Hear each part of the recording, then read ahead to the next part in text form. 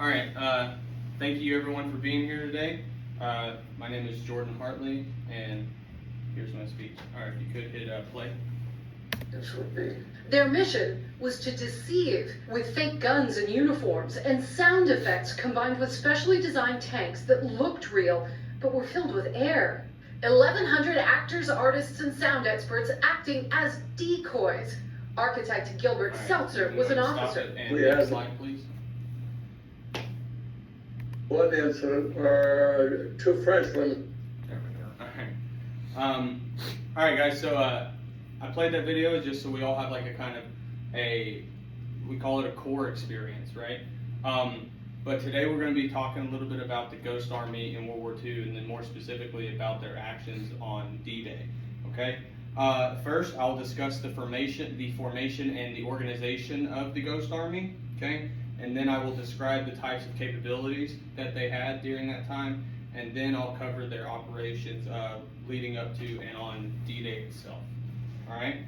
Out of my own kind of personal curiosity and things like that, in some other classes that I've taken, I've actually researched them a decent amount, and this is not my first presentation or paper on the Ghost Army, and I highly encourage you guys to look into it further if it's something that y'all find interesting, because it is very interesting. All right. But so in the early years of World War II, right, the Allied powers, right, so America, Russia, and Great Britain, right, some might say we were getting our butts handed to us, okay? But in 1944, okay, the 23rd Special Troops, Headquarters Special Troops, that's their actual name of this unit, okay, they were formed, right? And they slowly picked up the name of the Ghost Army, all right? It wasn't a traditional combat unit, okay? They weren't tankers and infantrymen and all these different things, okay? As you saw in the video, they were artists and voice actors and things like that, okay? A lot of them coming from prestigious art schools, okay? Not just, random artists that they picked up off the streets, okay? They were organized into 4 specialized units within the 23rd, okay? They're organized into the 406th Combat Engineers, okay? The 603rd Engineers Camouflage Battalion, the Signal Company, and the 3132 Signal Service Company. All right, altogether about 1,100 men and I think like 80 something officers. Okay, and they fought their way through with the army throughout the about the middle to late part of World War II. Okay, so the magic of the Ghost Army, right? Why they were so effective is that it relied on different sophisticated multi-sensory tools, okay? Targeted the eyes and the ears of the Germans and what the Germans believed versus didn't believe, okay? The primary capability that they had was visual deception, okay? You saw in the video with the inflatable tanks and stuff like that, right? But then they also had what they called sonic deception, where they had these big, massive speakers that they would point towards, the area that they wanted to hear what was happening, and they would imitate sounds of tanks moving, soldier chatter, different radio calls. They would build smoke signals to make it look like campfires and stuff were burning, right? Even down to the point where, if you guys aren't aware, you know what a telegraph machine is, like tut-tut-tut-tut-tut, right? For people who know how to do that and know Morse code and everything, you have a signature just like your handwriting, okay? And it sounds different if you were to do it versus if I were to do it, okay?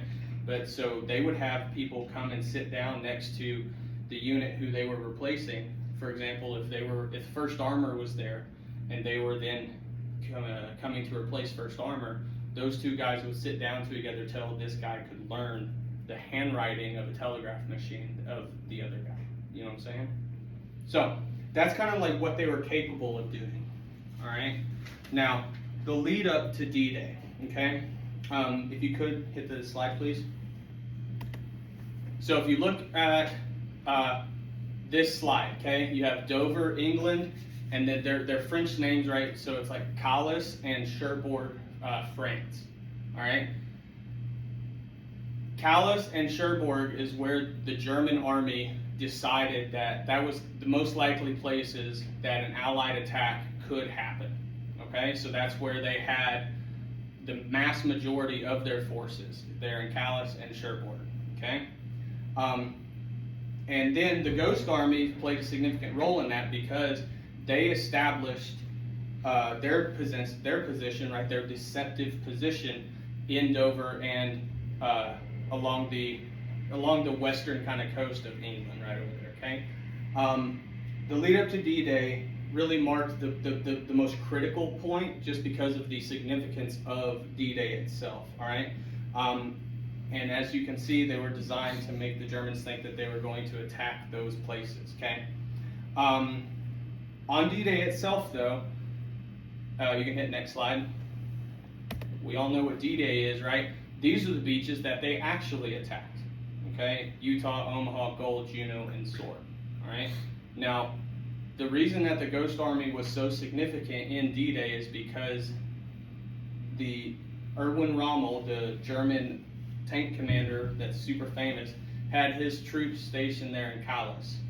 And once the attack started happening, there just wasn't anything that they could do. You know what I'm saying? So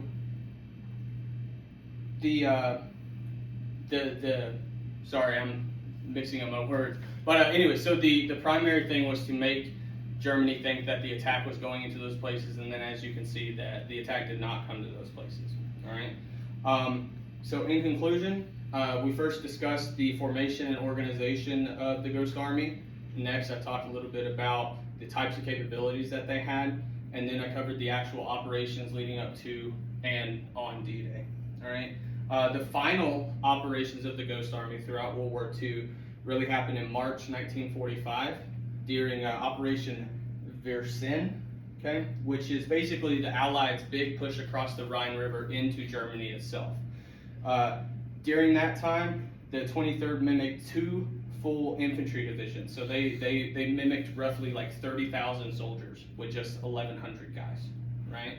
And threw the Germans completely off, and ultimately successfully led the U.S. Army capture the Eagle's Nest, right? Not Berlin itself, because the Soviets got that, but a lot of key factors in the German high command, right?